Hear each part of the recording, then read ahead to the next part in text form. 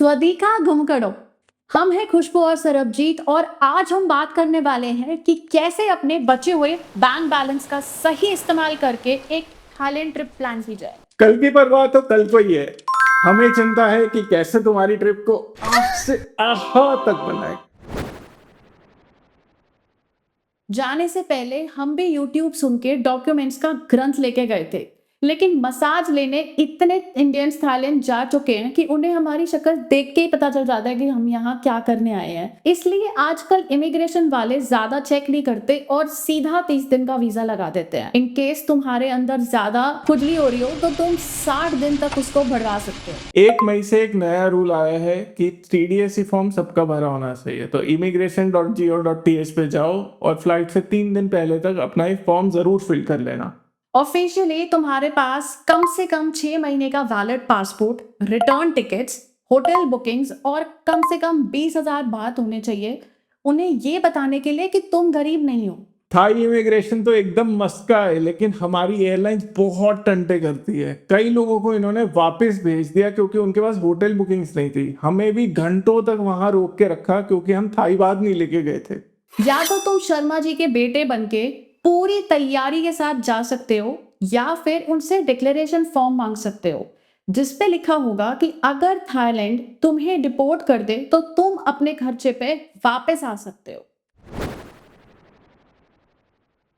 Plane से उतरते ही SIM जरूर ले लेना, वरना कैसे इंस्टाग्राम पे डालोगे सऊदी का Thailand. AISD tag true move के कई स्टॉल्स एयरपोर्ट पे मिल जाएंगे जिसमें 350 से 700 बात में 15 दिन का टूरिस्ट से मिल जाएगा। टार्जन जैसे जंगलों में घूम रहे हो तो AIS का नेटवर्क बराबर मिलेगा। बड़े शहरों में डी टैक्स सबसे तेज है और ट्रू मूव जो है ना वो थाईलैंड का जियो है, सस्ता और टिकाऊ। सेली जैसी eSIM एप्स गलती से भी डाउनलोड मत कर लेना, तुम्हारी एक्स जैसे हर जगह धोखा देगी। और अगर तुम कपल हो या ग्रुप तो एक बड़ा डेटा पैक वाला सिम ले लेना और सब में बांट देना। सिंपल। लगता है मोदी जी को थाईलैंड भेजना ही पड़ेगा ताकि UPI जैसी सुविधाएं वहां भी लेके आ पाए।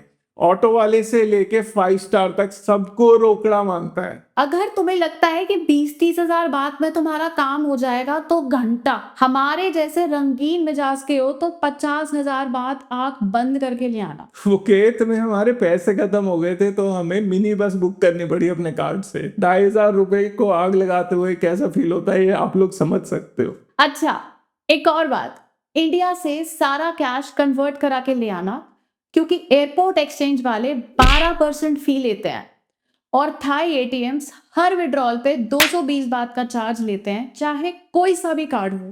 तो अपने फॉरेक्स कार्ड को 7-Eleven, अगोड़ा या ग्रैब जैसी एप्स पे इस्तेमाल करके कैश को बनिए के गले की तरह छुपा के रखो।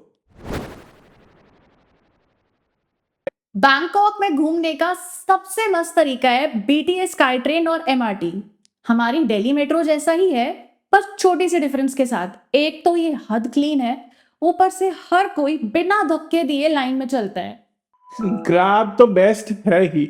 एक और ऑप्शन है बोल्ट। उसकी राइड्स थोड़ी सस्ती हैं लेकिन कैंसलेशंस बहुत होती हैं। फुकेत में ग्रैब कार तो ताबड़तोड़ महंगी है, तो हमने उसकी बाइक वाली राइड पे मजे लिए। अब आते हैं सबसे क्यूट, कलरफुल और ओल्ड स्कूल वाइब पे, टुक टुक, जो कि इंस्टाग्राम स्टोरीज के लिए बेस्ट है।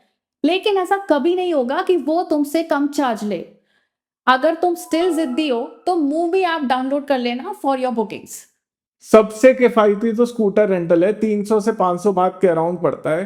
बट अपना इंटरनेशनल ड्राइवर परमिट जरूर बनवा के ले जाना, वरना हर नुक्कड़ पे वहां चालान होगा। सिटी टू सिटी ट्रैवल करना हो तो 12 ऐप डाउनलोड कर लेना। सारी बुकिंग्स एक तो ऑनलाइन हो जाएगी और तुम्हारा कैश भी बच जाएगा। कल्चरल एक्सचेंज के चक्कर में कहीं बैगेज पॉलिसी चेक करना तो नहीं भूल गए। नोकेयर और वियटजेट जैसे एयरलाइन सिर्फ 7 kg बैगेज अलाउ करते हैं और स्कूट, थाईलैंड और एयर एशिया जैसे सिर्फ अंडा।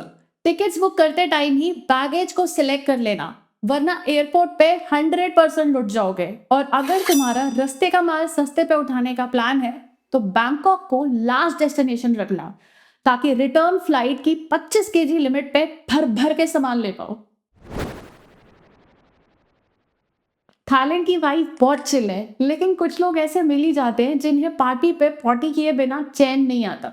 ऐसा ही एक स्वीपर हमें खाउसन पे मिला, जिसने बड़े ही प्यार से हमें चूना लगाते हुए बोला कि ग्रैंड पैलेस तो आज बंद है, वहां भक्ति गीत चल रहा है, तो तब तक आप इस टुक टुक पे बैठिए और बोटिंग के मजे उठा के आइए। पहुंच के पता चला स्वीपर, टुक टुक वाला, बोट राइड वाला, शॉपकीपर सब एक मोटे कमीशन पर है। हम जैसे ट्रैवलर्स जो लोकल वाइब के लिए आते हैं, उन्हें आए दिन ऐसे ही लूटा जाता है। By the way, grand palace और वॉट फो हमेशा खुले रहते हैं। एटीएम और क्रेडिट कार्ड स्कैम्स तो थाईलैंड में भर के होते हैं, तो अगर कैश निकालना हो तो भीड़ भाड़ वाले इलाके में जाओ, जैसे 7-Eleven के सामने। क्या लगा था आपको? स्कूटर लेके निकलोगे, मजे मारोगे, सूरज हुआ मध्य होगा और बस। कहानी तो तब शुरू होती है जब बंदा तुमसे पूछेगा कि ये सारे स्क्रैचेस आए कहाँ से, लेकिन तुम्हें कैसे याद होगा? तुम तो भंड थे। इसलिए जब भी कोई रेंटल लो, उसकी वीडियो जूम जूम करके बना लेना, ताकि बाद में तुम्हें ये सारे ड्रामे ना झेलने पड़े। थाईलैंड की वाइब ही उसका स्ट्रीट फूड है, वहां पे इतने क्रेजी क्रेजी डिशेस मिलते हैं कि तुम पागल ही हो जाओगे। बस एक रूल फॉलो कर लेना कि जहां भीड़ हो वहीं पे ही टूटना। लोकल डिशेस जैसे पैड थाई, ग्रिल स्क्यूअर्स या mango sticky rice please try कर लेना, इट्स यम। स्पाइसी खाना वहां भर भर के मिलता है, तो अगर तुम्हें सूट नहीं करे तो सिर्फ 2 शब्द याद कर लेना, मेपेट।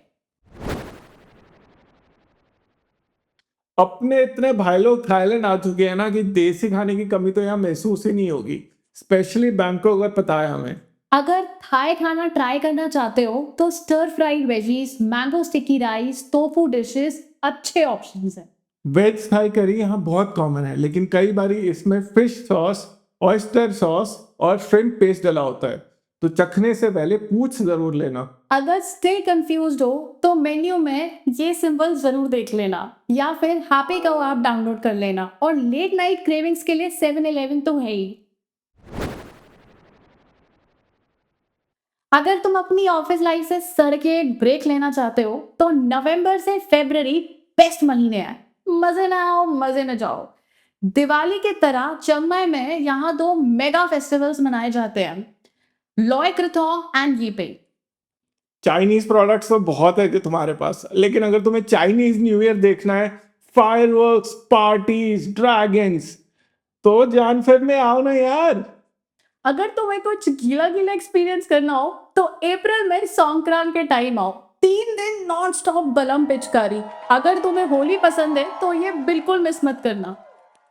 अगर तुम पार्टी एनिमल हो तो फुल मून पार्टी तो तुम्हारे लिए बनी है। Neon body paints, fire skipping और म्यूजिक, पूरी दुनिया से लोग यहाँ सिर्फ ये रात एंजॉय करने आते हैं, तो अपनी होटल और फेरी बुकिंग्स टाइम पे कर लेना।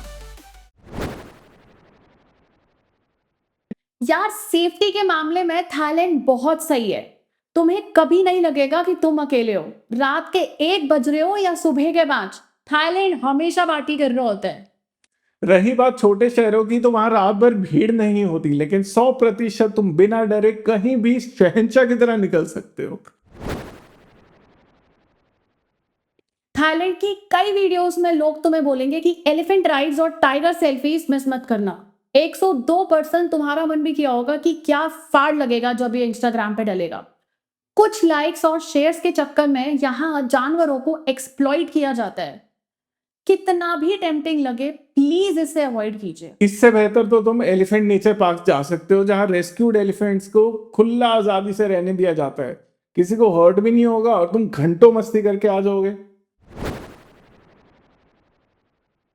कॉमन सेंस तो यही है कि अगर जंगल सफारी या ट्रैक पे जा रहे हो तो बग स्प्रे लगा के जाओ। मैं एक महान गधी थी जो बिना उसके ट्रैक पे गई और अपना कटवा के आ गई।